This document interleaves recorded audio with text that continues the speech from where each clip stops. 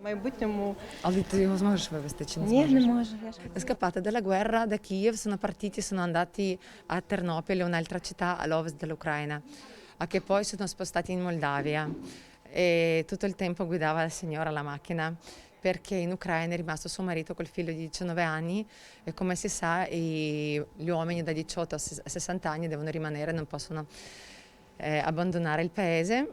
E quindi signora dalla Moldavia poi è andata in Romania e dalla Romania è venuta in Italia. Quindi ho fatto praticamente 4-5 giorni di viaggio con la bambina di 13 anni.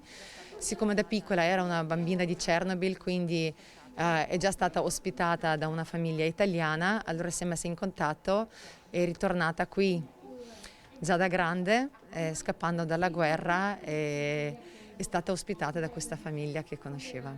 Tante le storie di mamme coraggiose, viaggi di giorni in macchina per salvare i bimbi, talvolta molto piccoli, esausti da ore di fuga, storie di persone che si ritrovano in emergenze diverse, da ex bambine di Chernobyl a donne che scappano dalla guerra in Ucraina.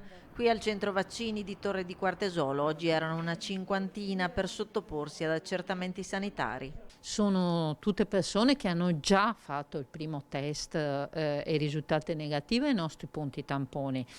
In questo momento scatta la presa in carica un po' più approfondita con intanto l'emissione di una tessera temporanea per l'assistenza sanitaria, lo screening per le vaccinazioni, soprattutto per i più piccoli in vista di un eventuale inserimento scolastico. Ascolto tra i corridoi in cui tra lacrime, dolore e speranza vengono mostrate foto, si scambiano numeri telefonici, racconti, contatti che parlano di solidarietà. Come loro, arrivati in Italia dopo 5 giorni di viaggio, hanno trovato ospitalità grazie ad un appello lanciato su internet. No, l'avevo conosciuto su internet, loro hanno chiesto aiuto e noi l'abbiamo aiutato. Lei di dov'è? Lungare.